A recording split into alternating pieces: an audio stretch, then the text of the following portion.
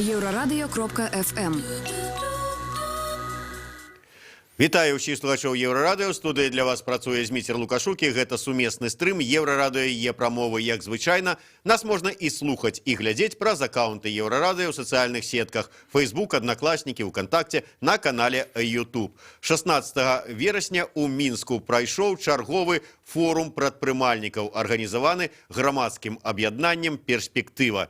Прадпрымальнікі адзінагалосна выказаліся за неабходнасць выхаду з пагаднення па маркіроўцы абутку альбо прыпынення дзеяння удзелу Рэспубліку Беларусь у ім з-за негатоўнасці краін ЕАЭС. Пра тое, як прадпрымальнікі ацэньваюць удзел нашай краіны у ЕАЭС ды іншых інтэграцыйных нейкіх планах і як это правильно назваць, інтэграцыйных нейкіх аб'яднаннях, мы зараз і пагаворым з маім госцем у студыі, а гэта старшыня аб'яднання «Перспектыва» Анатоль Шумченко. Спадар Анатолій, я ведаю, у нас сёння шмат тэм, якія можна абмеркаваць, тым не менш, давайте пачнем менавіта з заяўленай вот зараз у маім так прадмове тэме. Чым не дагадзіла нашым прадпрымальнікам вось гэта пагадненне по маркіроўцы абутку? Добрый день. Вы знаете, и эта тема хороша и совпала еще с темами интеграции, которые сейчас на слуху у всех, да, там унификации какие-то они пытаются создать. Вы знаете, и вот эти вещи, их можно объединить, потому что они взаимосвязаны на самом деле. И то, что мы показали на форуме предпринимателей, это явный пример того, как исполняются, вернее, не исполняются те соглашения, которые подписаны. И в этом плане когда-то мы слышали главу государства, который говорил, что у нас и так сегодня достаточно подписанных соглашений, которые позволяют, да, иметь ту глубину интеграции, которую мы сегодня имеем. Ну, если бы еще они исполнялись. И вот здесь, казалось бы, да, встретились там несколько стран ЕС, подписали соглашение о маркировке обуви, о чипировании, в плане того, что там штрих-код, там сделать все в электронную базу, внести все эти моменты, да, все это хорошо, но проблема в том, что одна из сторон, то есть одна сторона живет, допустим, в городе, а вторая сторона все еще живет на каких-то таких выселках, да, если можно так сказать, полугород, полудеревня, полунеизвестно где. И одна сторона исполняет законы, вторая сторона не обращает на них внимания. Так вот, там, где не обращают внимание на законы, это Российская Федерация. То есть на сегодняшний день вообще, чтобы исполнить соглашение, которое подписали в части маркировки обуви, мы уже должны были продвинуться в реализации предыдущих соглашений, предыдущих документов подписанных, которые были, да, чтобы читателям было понятно на простом языке. Ну, допустим, предприниматель сегодня в Беларуси может спокойно, допустим, ну, это говорю, что это в теории, может спокойно приехать в Российскую Федерацию, взять накладную, получить с нее возврат 20% НДС, получить онлайн-чек, который предприниматель должен выдать. Он, российский предприниматель, уже работает со всеми сертификатами, с программными кассами. Вот, у нас на рынках Садовод и Люблино везде выдают весь пакет белых документов.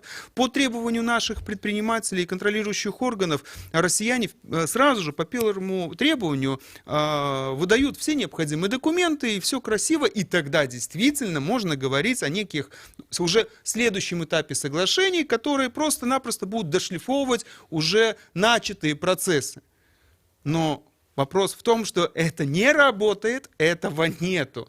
То есть, если мы не можем элементарно исполнить, то каким образом мы можем тогда реализовать более крупные проекты? Вот в чем проблема самая большая, понимаете? То есть, атрымліваецца таким чынам, что вот мы уже который год находимся у гэтай так званой ЕАЭС, подписали безліч розных документаў і дамоў і пагадненняў, але больше з іх не працуе. Конечно, получается, вот наш предприниматель белорусский вот недавно приехал в город Москву, зашел к своим торговым партнерам, неважно, какая разница, рынок это или торговый центр, или это какое-то предприятие, какая разница, субъект предпринимательства, который осуществляет свою деятельность.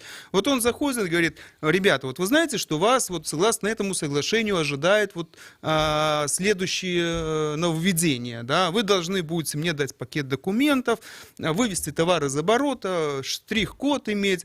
Предприниматели ему отвечают: вообще у нас на 2 года перенесли.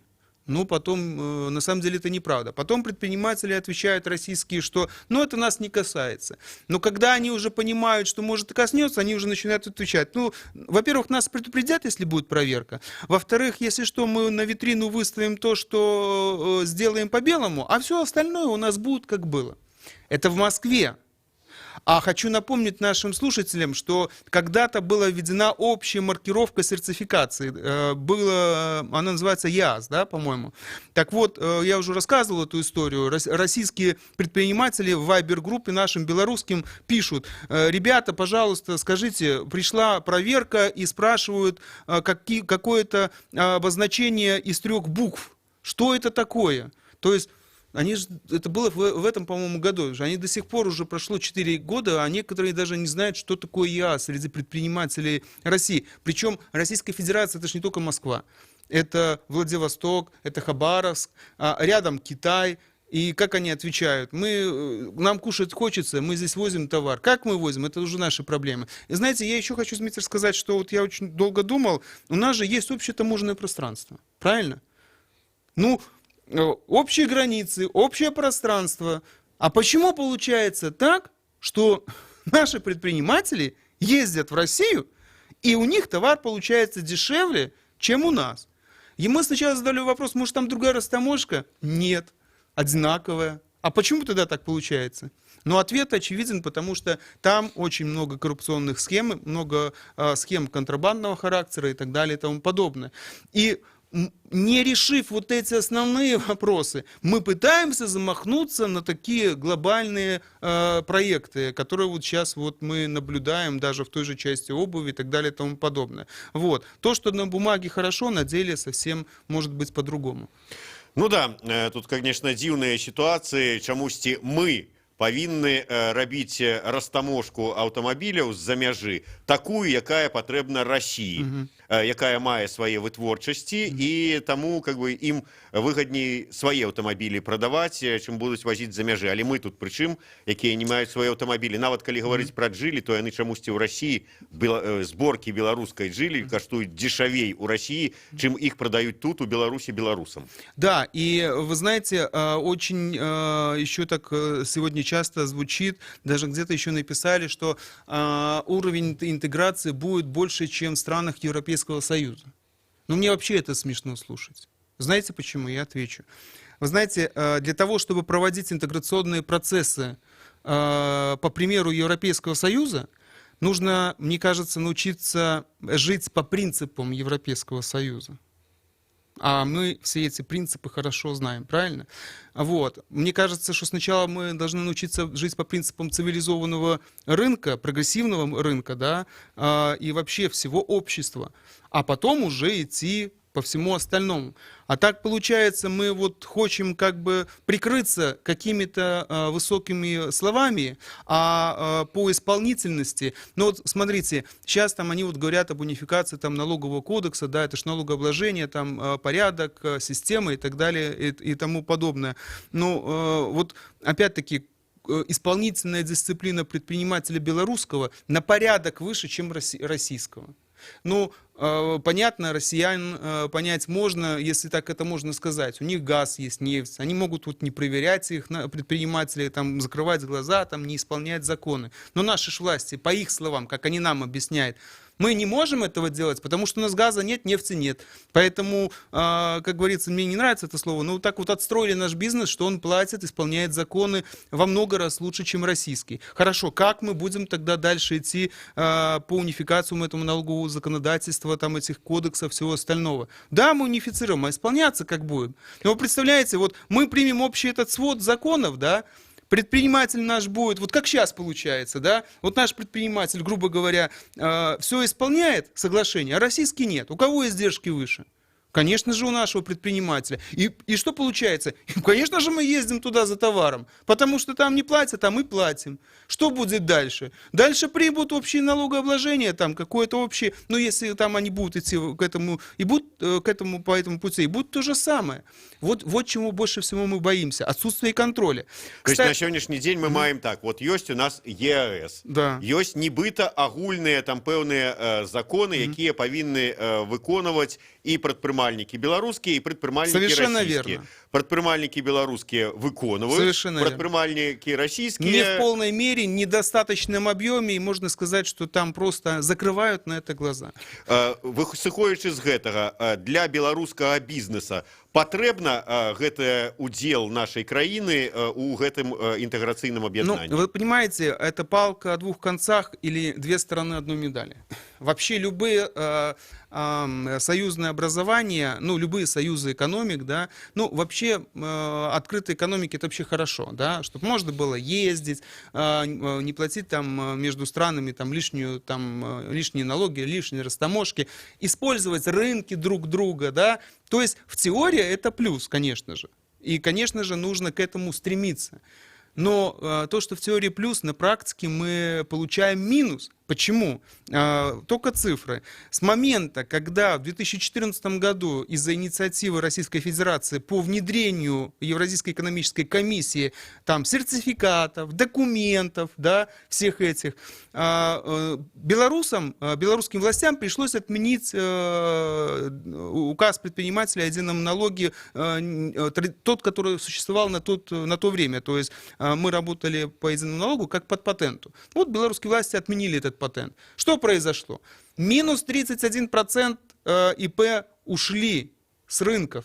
Ушли, ну, с рынка экономического рынка имеется в виду, то есть мы потеряли, и минус $100 миллионов ежегодно в бюджет мы потеряли. То есть вот из-за увеличения вот этих издержек мы потеряли часть национального бизнеса. Скажите, в России мы что-то там услышали, что там кто-то потерял?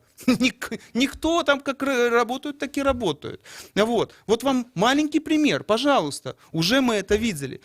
Поэтому, мне кажется, вы знаете, мне кажется, что вообще это какая-то вот ширма, какая-то игра вот на сегодняшний день идет, да, вот давайте вот сделаем дорожную карту, ну давайте, а давайте вот мы сделаем вот этот унифицированный кодекс, ну давайте посмотрим, ну давайте подпишем, ну вот подписали, а дальше что? А дальше все равно играет каждый, как ему хочется. Вот у нас самая главная проблема, что у нас каждая страна, вот если брать Россию, Беларусь, там, Казахстан, каждая страна играет свою роль, какую ей видится и хочется. В свое время там же тоже сертификаты в Казахстане ввели, да, и подписали все. Назарбаев, по нашей информации, собрал национальный бизнес, говорит, вам это надо? Нет. Ну, значит, работайте, как работали. Все. Получается, мы подписали, чиновники подписали, а каждый все равно как играл, так и будет играть. Вот в чем проблема. Плюс еще нужно знать нашим слушателям, а как мы будем реализовывать, мы, белорусы, если это будут союзные какие-то интеграционные какие-то документы, как мы будем реализовывать на территории Российской Федерации свои права. И у нас тоже в этом плане есть прецедент, что человек в 2016 году нашел официальную фирму, она поработала с нашим предпринимателем некоторое время, и потом просто за товар просто-напросто им отдали деньги, а товар она назад не отдала. Ну, мошенничество. Наш предприниматель обратился в УВД города Оренбурга Российской Федерации 16 февраля этого года, спустя 2 года, как произошло это мошенничество, да, и пришел ответ, что милиция Оренбурга получила это, запрос с адвокатуры нашей по предложению предпринимателя. Вы знаете, с февраля нету ответа нашему ИП по факту мошенничества, где мы все расписали. Так скажите, так если мы не можем наладить элементарные механизмы защиты прав наших субъектов хозяйствования, то как тогда будут работать общие вот эти законы, которые вообще видятся нам космическими вот с нынешних времен? Мы перервемся на невелічкую паузу. Я нагадаю, что у нас в гостях Анатоль Шумченко, кіраўнік аб'яднання «Перспектыва», и мы абмяркоўваем інтэграцыйныя працэсы і ці выгодныя яны беларускаму бізнесу.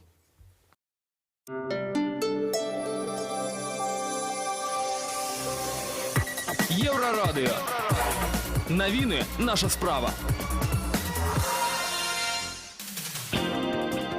Вітаю, каротка пра асноўныя падзеі. Беларусы не пабачаць праграмы інтэграцыі з Расіяй аж да яе падпісання ў снежні. Такі адказ дэпутатка Алена Анісім атрымала з ураду на свой запыт. Адказаў не Сергей Румас, да якога звярталася спадарыня Анісім, а яго падначалены Дмітрый Крутой, цяперашні міністр эканомікі. У сваім запыце Анісім зазначала, што распрацоўка інтэграцыйных дакументаў за закрытымі дзвярыма стварае напружанасць у грамадстве, бо людзі баяцца страты суверэнітэту, але ва ўрадзе лічаць іначай. Грамадская кампанія «Наперад Беларусь» звярнулася да беларусаў, каб падпісвалі петыцыю аб дэнансаванні дамовы аб стварэнні саюзнай дзяржавы, што падпісаная 8 снежня 99 года. Пад петыцыяй ужо падпісаліся 10 100 чалавек, якія апасаюцца страты нацыянальнага суверэнітэту і незалежнасці. Тым часам у Міністэрстве фінансаў стварылі адпаведную камісію, якая пачне працу над падрыхтоўкай праекта адзінага падаткавага кодекса гэтак званай саюзнай дзяржавы. Гэтую інфармацыю пацвердзілі ў прэс-службе Мінфіна. Ці выгадныя бізнесу ЕАЭС і іншыя інтэграцыйныя пляны ўрада, працягнем гутарку ўжо адразу пасля гэтага выпуску навінаў. Нагадаю, што ў нашай студыі Анатоль Шумченко, ён кіраўнік грамадскага аб'яднання прадпрымальнікаў «Перспектыва». Ад сёння Міністэрства гандлю абавязала крамы прапаноўваць пакупнікам папяровыя пакеты. Крамы павінны будуць мець у асартыменце ад 1 да 4 найменняў гэтых тавараў у залежнасці ад плошчы крамы. Адначасна зніжаецца патрабаванне па поліэтыленавых пакетах і аднаразовым пластыкавым посудзе. Раней у буйных крамах мусіла абавязкова ляжаць да 6 відаў рознага пластыкавага посуду, а цяпер дастаткова 1. Беларусі халадае адпаведна з прасоўваннем восені. У чацвер 19 верасня захаваецца халоднае скандынаўскае паветра, кароткачасовыя дажджы, вецер парывісты, уначы 2-8, удзень 8-15 градусаў цяпла, у Мінску 10-12, а вось у ноч на пятніцу чакаюцца нават замаразкі на глебе ад 0 да -2.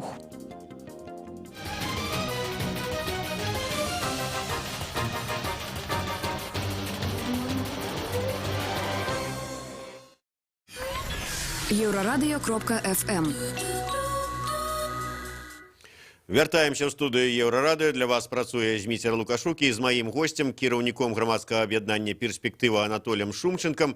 Мы абмяркоўваем выгоднасць для беларускіх прадпрымальнікаў удзел у нашай краіны ў розных інтэграцыйных аб'яднаннях. У дадзеным выпадку мы найперш гаварылі пра ЕАЭС. Анатоль, мне вот спадабалася ваш расказ пра Казахстан, дзе кіраўнік Казахстана сабраў усіх прадпрымальнікаў і кажа, вот тут падпісалі пагадненне там па ЕАЭС, вам гэта трэба?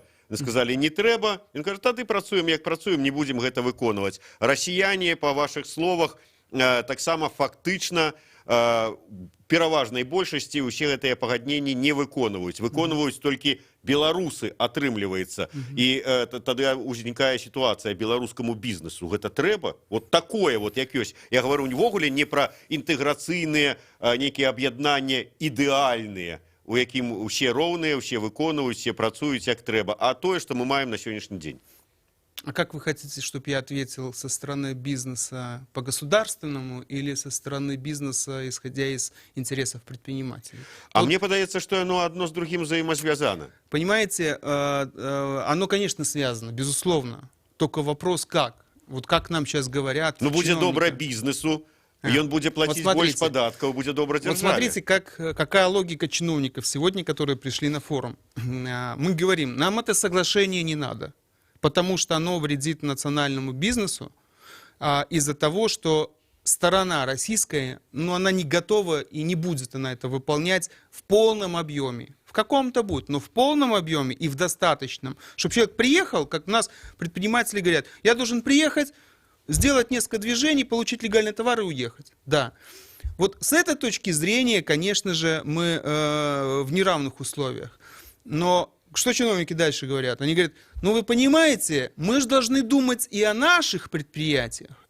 То есть, если мы не подпишем это соглашение, либо приостановим, то тогда российская сторона поставит вопрос о допуске на свой рынок предприятия, там, Белвест, Марка, предприятия легкой промышленности, тяжелой промышленности.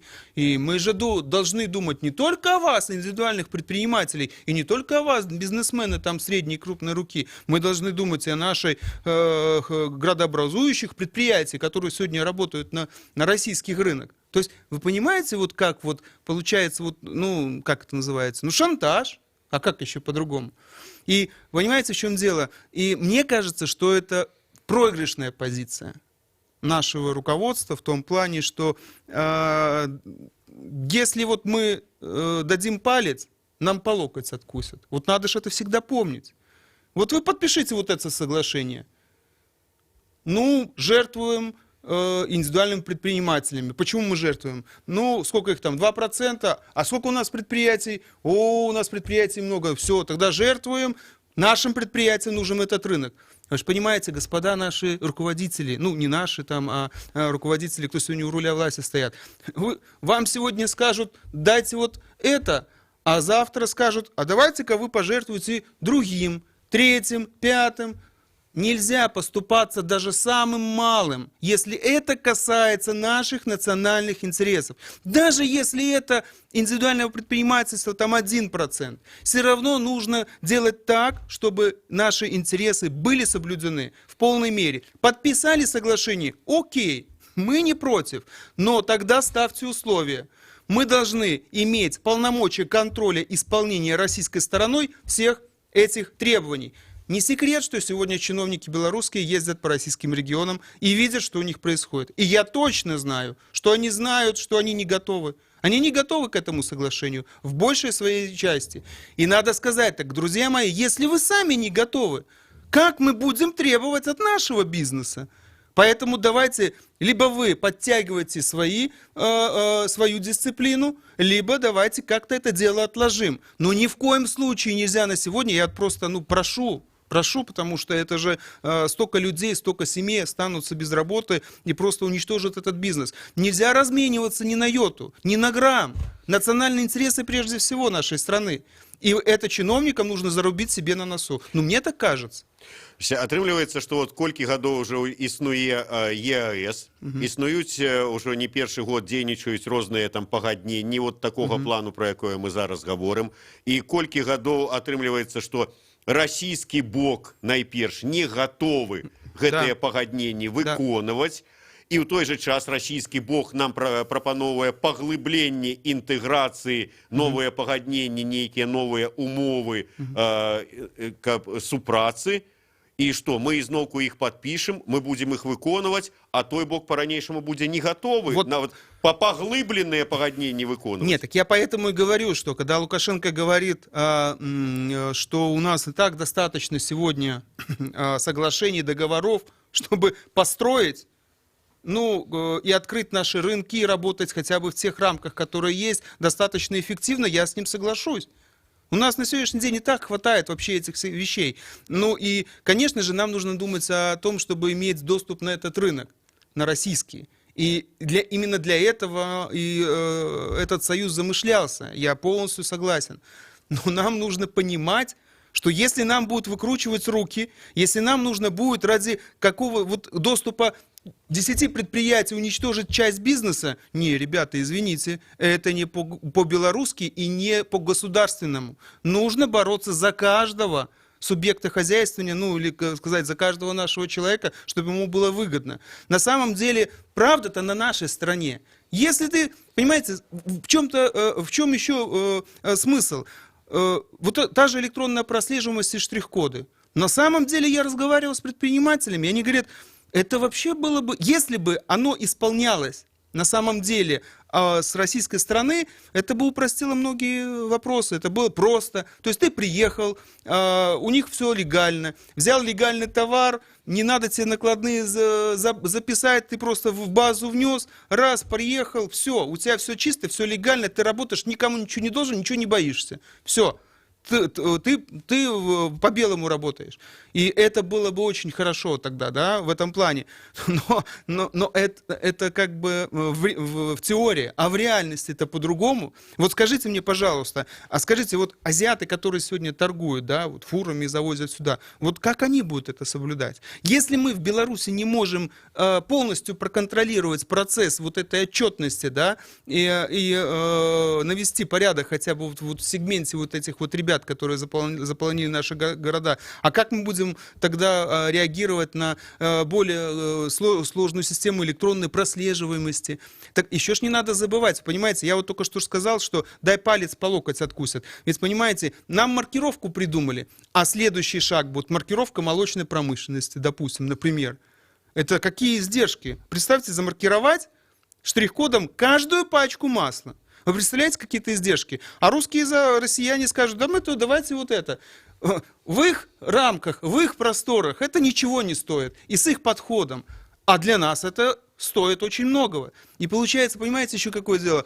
Там олигархи местные эту идею подкинули с этими штрих-кодами. Они проект составили, отдали, подписали, деньги получили, а дальше им ничего не интересно. Как, что, чего исполняется и все. Понимаете, вот в чем проблема. Исполнительная дисциплина должна быть на уровне. И я еще раз какой раз говорю, пусть россияне наведут порядок показательно в городе Москве, Люблино, Садовод, на 2 рынках показательно наведут порядок и покажут, как они будут там работать по-белому. Вот тогда, может быть, мы поверим, что все будет работать. Но если в Москве это не работает, то что говорить об остальной части Российской Федерации? Конечно, ради объективности надо сказать, что там идет усиленная сейчас обработка предпринимателей. Мне сообщают наши белорусские предприниматели, что да, им говорят о том, что надо чипировать, вернее, надо штрих-коды будут наносить, все это надо. Но вопрос, как это они будут делать и что им за это будет. Я очень сомневаюсь, что российское правительство будет очень сильно ругать их бизнесменов за то, что они этого не сделают. И мы видим, что на примере рынков российских, о которых я только недавно сказал, это очень все показательно и очевидно. Да, то есть атрымліваецца нам тут на дадзены момант пропонують интеграцию с краиной бардака. Ну, вы знаете, получается, вот я вот, если резюме, да, давайте подпишем общие правила игры, но каждый будет играть по своим. Ну, скажите, вот есть логика в этом? Да, давайте подпишем общие правила, но мы будем каждый по своим играть. То есть, давайте мы договоримся сустрэцца на футбольный матч, но у нас будут играть боксеры. Я еще по-другому говорю. Вот понимаете, вот как я ехал сейчас в машине, думал, вот подпишут там общий какой-нибудь кодекс, там один из кодексов, я не знаю, любое соглашение. Так, белорусу и россиянину. Россиянину белорусу нужно иметь по белой корове. Все. Беларусь будет иметь белую корову и больше ничего. Россиянин даже белой коровы может не иметь. Он будет иметь быка, свинью там, и всю остальную живность. Но белорус будет иметь только белую корову, потому что, ну, вот такая у нас исполнительность. Ну, может, у нас так это заложено, ну, может, власть так отстроила. А россиянина, ну, я лично не вижу, за счет чего российская власть наведет там порядок в ближайшие хотя бы 10-15 лет. И то, не только я не вижу, люди наши не видят.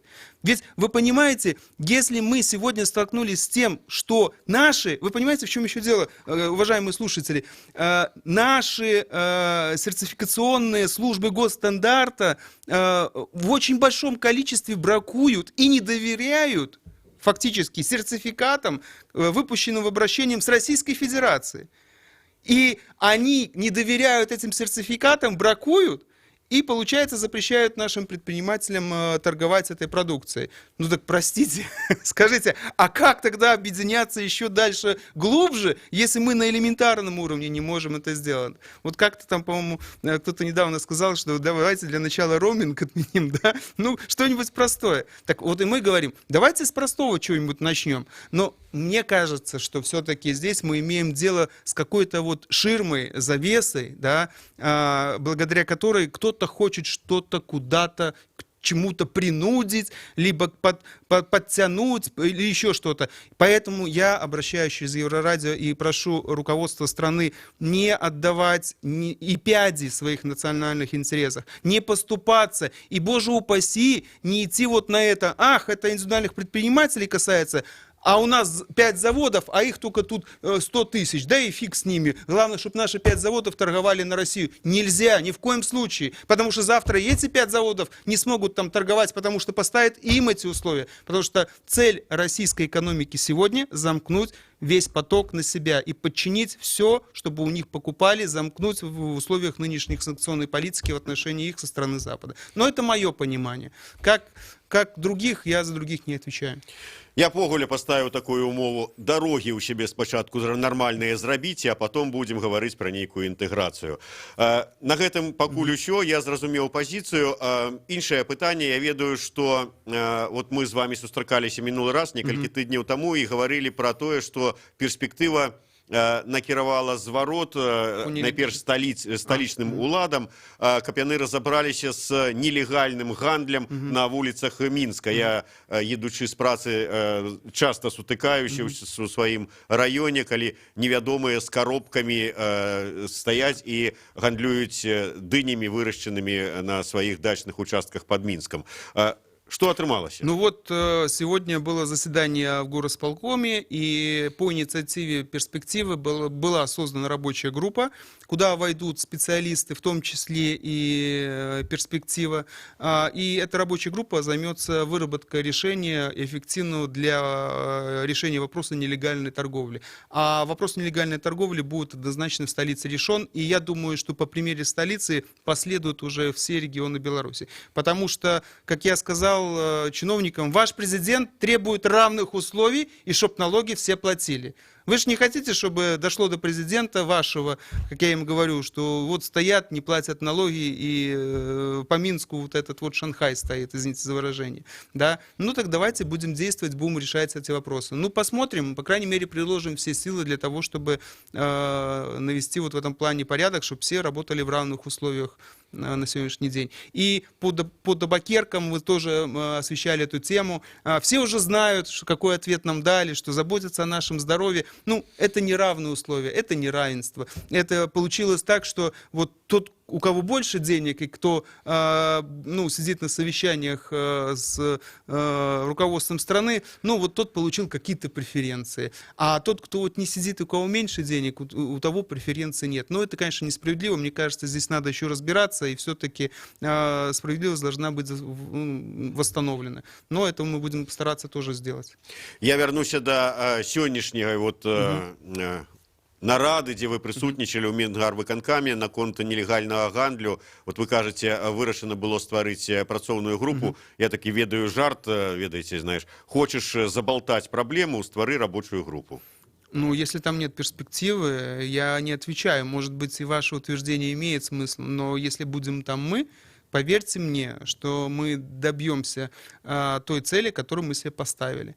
И рабочая группа — это было все-таки предложение мое личное, потому что, решить в рамках общественно-консультативного совета все эти нюансы, там, во-первых, люди присутствуют, которые, далеки, не то что далеки, они концептуально могут решить, да, то есть вот они сидят, там же все бизнесмены крупные, там чиновники какие-то, они должны решить. Вот они сегодня решили, то есть я им концептуально сказал, что нелегальная торговля — это зло, да, зло. Надо вопрос решать? Да, надо. Все, мне больше не надо было от этого УКС ничего. Они сказали, да, надо решать. Ну, а дальше надо рабочая группа для того, чтобы мы там вместе с предпринимателями, которых приведет перспектива, и привела сегодня, кстати, на заседание, мы с предпринимателями пришли туда. Вот. Мы на этой рабочей группе предоставим наши предложения, и эти предложения мы постараемся притворить в жизнь. А если мы не притворим жизнь на этом в Мингорсполкоме, значит, мы притворим их в другом месте и на другом уровне. Но я надеюсь, что у нас все получится. Ну и коротко, гэта пытанне, спадзяюся, атрымаецца вырашыць, а пытанне с табакерками все уже как бы далей уже ничего не зробишь? Нет, надо писать обращение к Лукашенко и ставить вопрос уже ребром. Вот, мы это будем делать, и могу только лишь власти сказать, что общественное мнение очень негативно восприняла вот эту всю ситуацию, очень негативно. И если они думают, все-таки немного думают о рейтинге президента и о рейтинге власти, то вот то, что сейчас делают, это жуткий антирейтинг власти, жутчайший. Это такая несправедливость написать, что табакерки способствуют тому, чтобы борьбе с курением, что табакерки, знаете, вот как соки, шоколадки нельзя ставить в киоске, а сигареты можно. Ну, это же просто уже такая антиреклама действующему президенту, действующей власти. Ну, лучше, хуже, вернее, не лучше, а хуже не придумаешь. Поэтому мне кажется, что, может быть, где-то подумают люди над этой ситуацией. Дзякуй вялікі. Я нагадаю, што ў мяне ў гасцях быў кіраўнік перспектывы Анатоль Шумченко, і мы абмяркоўвалі ці карысны беларускаму бізнесу інтэграцыйныя аб'яднанні і ўдзел нашай краіны ў іх. Дзякуй вялікі. Спасибо вам. Европейская